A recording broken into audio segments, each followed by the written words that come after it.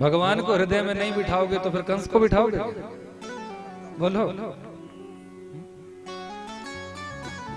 परमात्मा को अपने हृदय में बिठाने का प्रयास कर। हे कन्हैया, आप यदि हृदय में विराजमान हो जाओगे तो संसार के किसी व्यक्ति विशेष को हृदय में बिठाने की आवश्यकता ही नहीं पड़ेगी। और बिठा भी लोगे तो क्या मिलेगा? संसार के किसी व्यक्ति को यदि दिल में बिठा भी लोगे तो मिलेगा क्या? बताओ, किसी को मिला है कुछ? मिला है? इसलिए किसको दिल में बिठाओ? मेरे बांके बिहारी को, मेरे ठाकुर को। जिसने इन्हें अपने दिल में बिठाया उनको जीवन में कभी धोखा नहीं मिला। क्योंकि सांसारिक व्यक्तियों से यदि नेह लगाओगे तो जीवन में धोखे के अलावा कुछ नहीं मिलेगा। याद रखो, ये अंत तक निभाता है, अंत तक। जिसका कोई नहीं उसका मेरा ठाकुर।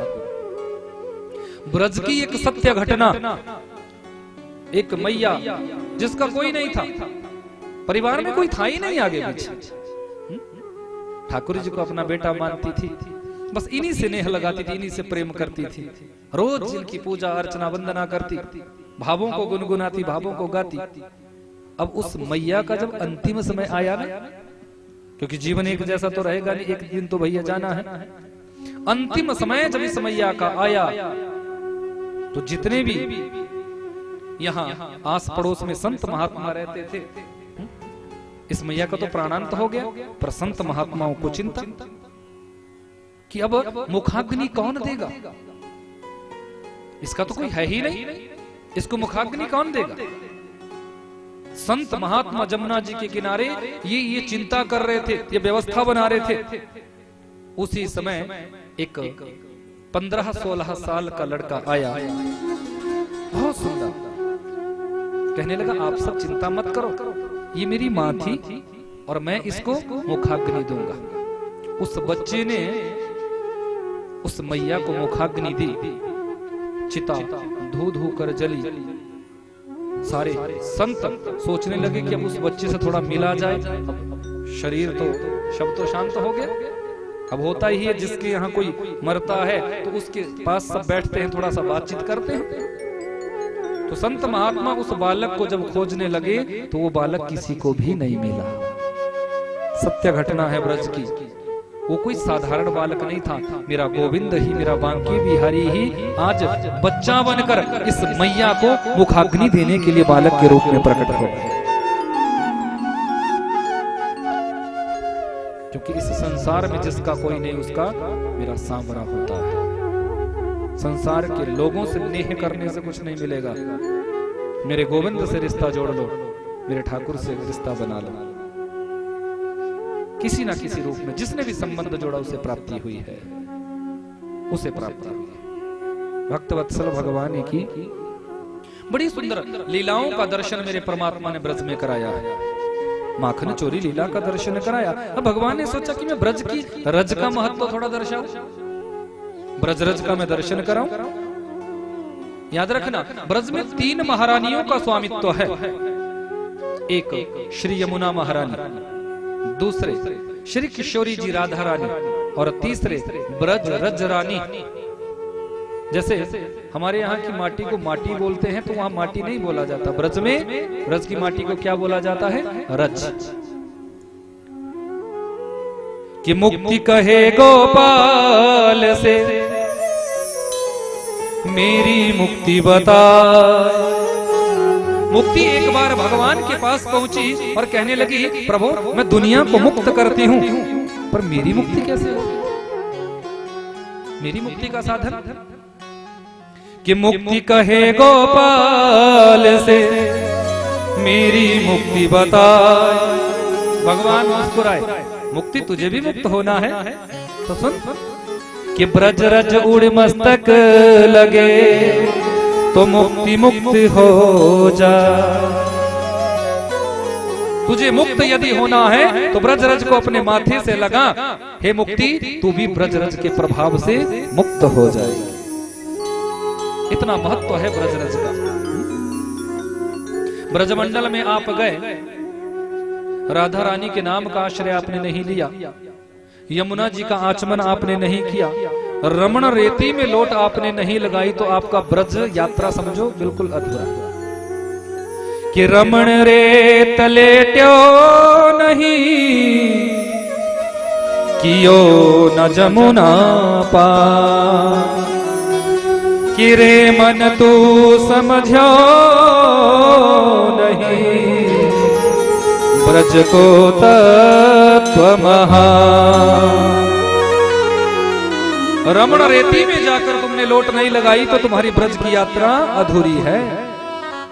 जितने भी लोग हमारे साथ जाते हैं ना, जो भी हमारे साथ ब्रज में जाते हैं, अब 2-4 लोग तो जाते नहीं, 6-7 बसें हो जाती है, तो सारे लोग रमण रेती में बैठते हैं। हम भी वहीं होते हैं और सारे भक्त भी वहीं होते हैं। फिर हमारे साथ जो वहाँ के पंडा पुजारी होते हैं ना, वो सारा बताते हैं क्रम, क्योंकि हम उनको आगे करते हैं कि आप बताओ, आपका महत्व है, आपका धर्म है, आपका कर्तव्य है, आपका अधिकार है यहाँ पर। तो वो फिर बताते हैं कि घर बनाओ, अब ऐसे बनाओ, यहाँ इस संसार में भी तुम माया से मुक्त रहोगे और मरणोपरांत भी आपको साक्षात वैकुंठ की प्राप्ति होगी। वो सारी व्यवस्था वहां हम उस रमण रेती में करवाते हैं। कैसे इस संसार से पार होना है, कैसे वैकुंठ धाम को प्राप्त करना है। और जब ये सारा क्रम पूरा होने के बाद फिर वहां लोट लगाई जाती है। उस ब्रज की रज में लोट लगाई जाती है। एक दूसरे के ऊपर वो ब्रज रज फेंकी जाती है, एक दूसरे के ऊपर। ऐसा वातावरण प्रकट होता है। मैं कई बार अनुभव करता रहता हूँ वहां बैठ कर, सबको देख कर, क्योंकि वहां कोई छोटा नहीं, कोई बड़ा नहीं, सब बराबर है, सब अपने आनंद में डूब जाते हैं, आनंद में खो जाते हैं। मुझे तो कई बार ऐसा प्रतीत होता है कि हिमाचल की सारी शक्तियां आज मेरे बांके बिहारी का दीदार करने के लिए ब्रजमंडल में आ गई है। ऐसा चित्रण भाव प्रदर्शित होता है। अद्भुत भाव, अद्भुत आनंद, जरूर जाना चाहिए ब्रज में, आनंद होता है। मेरे गोविंद ने आज ब्रज रज के महत्व को दर्शाना चाहा। ब्रह्मांड घाट पर आज कन्हैया बच्चा बनकर ब्रह्मांड घाट पर माटी के छोटे छोटे गोला बनाए और माटी के उन छोटे छोटे गोलाओं को बनाकर अपने मुख में धरना प्रारंभ किया। मुख में धरना प्रारंभ किया। अब देखो, आपने बचपन में देखा होगा, बच्चों को माटी बहुत अच्छी लगती है। चाहे छोटे बच्चे माटी में, आप चाहे जितना मर्जी रोको वो तब भी खेलेंगे। आजकल तो फिर भी आप लोग बचाव कर देते हो थोड़ा बच्चों का, पर आपके जमाने में तो क्या होता था, खिलौने कोई होते नहीं थे, माटी से ही तो खेलते थे। माटी के खिलौने बनाते थे, कभी उनको तोड़ोगे, कभी उनके साथ खेलोगे। तो मेरे गोविंद ने भी यहाँ माटी के गोला बनाने शुरू किए और उनको मुख में धरना शुरू किया। दाऊ भैया ने देखा, चूरे लाला तूने माटी खाई? बोले खाई तो खाई। ऐसे कैसे खाई? हाथ पकड़ा, बोले चल मैया के पास तुझे लेकर चलता हूँ, तुझे आज मार पड़ेगी।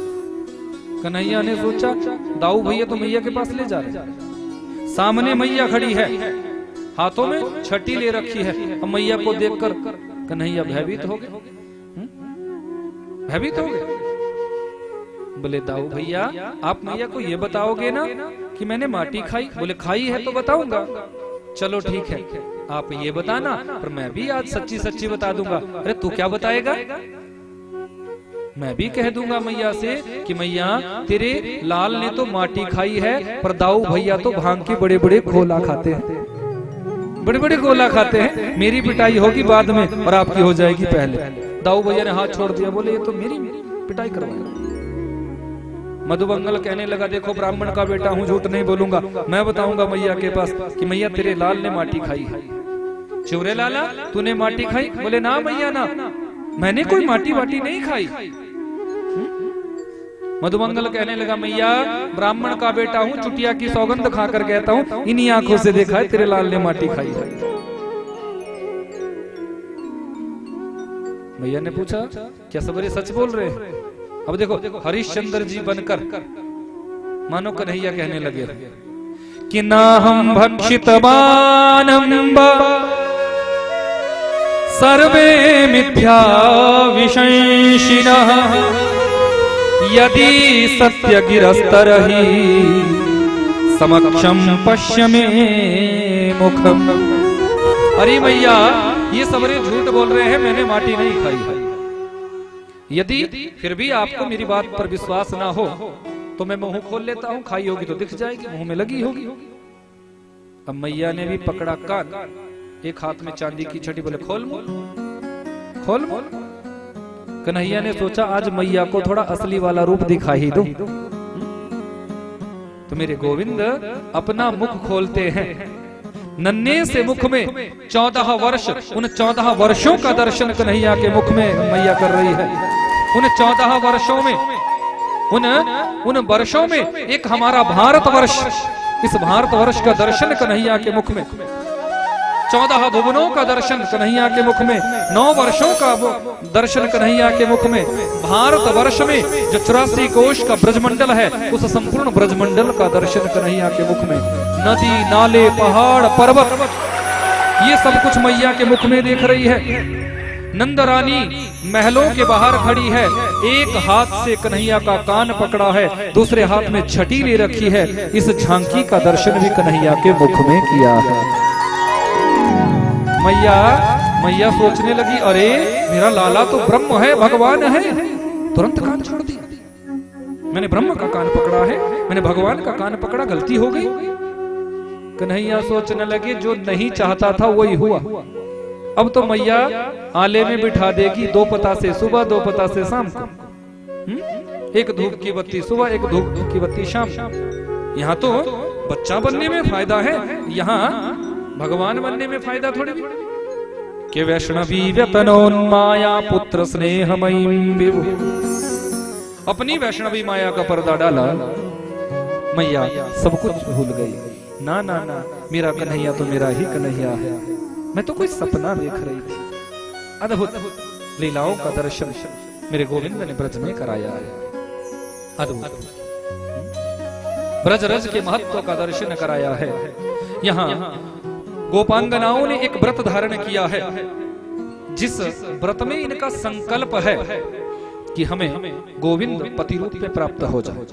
रोज माता कात्यायनी जी का पूजन करती हैं ये गोपांगनाएं, निवेदन करती है कि कात्यायनी महामाये महायोगिन्यधीश्वरी नंद गोप सुतम देवी पतिम में कुरुते नमः। माता कात्यायनी जी का वंदन पूजन ये गोपांगनाएं करती है। पति रूप में गोविंद हमें मिल जाए, बस यही इच्छा है, यही हमारा भाव है। भगवान ने कहा भाव तो अच्छा है, पर नियम तो थोड़ा गलत ले लिया। नग्नावस्था में स्नान करती है, तो परमात्मा ने बिल्कुल बच्चा बनकर चीर हरण की लीला करके, चीर हरण की लीला करके गोपांगनाओं को संदेश दिया। बहुत से लोग जो नास्तिक वृत्ति के लोग हैं, वो प्रश्न चिन्ह लगाते हैं कि वो परब्रह्म कैसे थे जो किसी के वस्त्रों का हरण कर ले। पर याद रखना, परमात्मा ने किस अवस्था में चीर हरण किया था? मात्र 5-5.5 वर्ष की अवस्था थी मेरे परात्पर प्रभु की, जब चीर हरण की लीला संपादित की थी। 5-5.5 वर्ष के बच्चे के, यदि हम सांसारिक भाव से भी देखें तो 5.5 वर्ष के बच्चे के अंदर कभी काम भाव नहीं हो सकता। और ये तो परात्पर प्रभु है, ये तो योगेश्वर कृष्ण है, परम योगी है। इनसे बड़ा योगी कोई हो सकता है क्या? चीर हरण की लीला के माध्यम से गोपियों को संकेत दिया, किसी भी तीर्थ पर जाकर नग्नावस्था में स्नान नहीं करना चाहिए, कोई ना कोई वस्त्र हमारे शरीर पर होना चाहिए, दोष लगता है।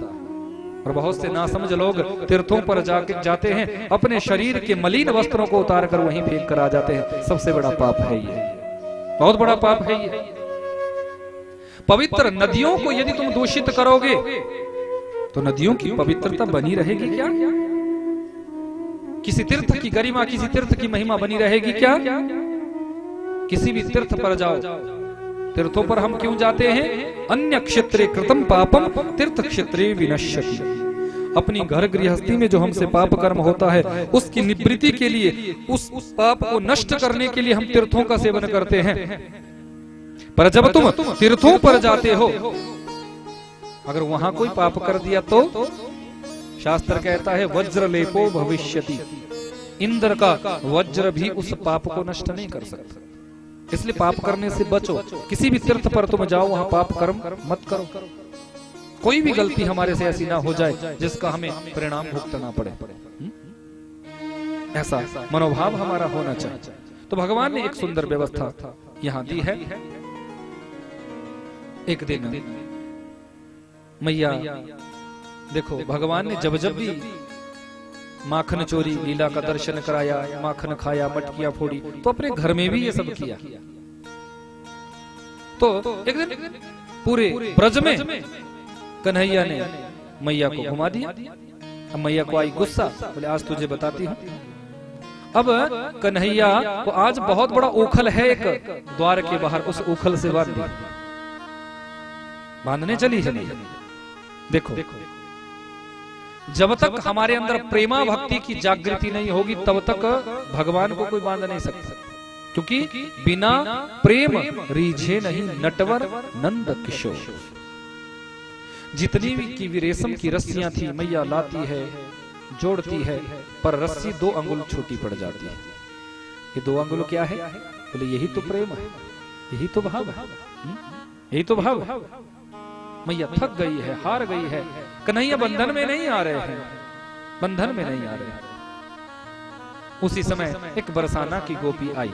मैया को जब परेशान देखा तो मैया ने कहा, मैया से कहा है इस गोपी ने, मैया कन्हैया को बांधना चाहती हो? बोले हाँ। बोली ये लो, इस डोर को जोड़ो, देखना तुरंत कन्हैया बंधन में आ जाए। ये डोर कहां से आई? बोले किशोरी जी के यहां से, मेरे राधा रानी के यहां से ये प्रेम डोर आई है। राधा रानी के यहां से प्रेम डोर आई है। राधा रानी क्या है? प्रेम की मूर्ति है, प्रेम का स्वरूप है। मेरा गोविंद यदि शरीर है तो उस शरीर में आत्मा श्री राधा रानी है। इसीलिए तो पूरा संसार राधा रानी का दीवाना है। इसीलिए तो पूरा संसार राधा रानी के नाम के आश्रय को लेता है। ब्रजमंडल में तो किशोरी जी के नाम को ही गाया जाता है। हर वृक्ष पर, हर लता पत्ते पर स्वतः श्री राधा लिखा हुआ दिखता है। श्री राधा के वृंदावन के वृक्ष को मर्म न जाने को, डाल डाल अरुपात पात से श्री राधे राधे हो। हर डाल डाल और पात पात से किशोरी जी का नाम ही तो निकलता है। जैसे ही प्रेम डोर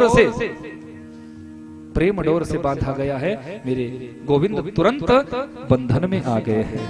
भक्त वत्सल भगवान की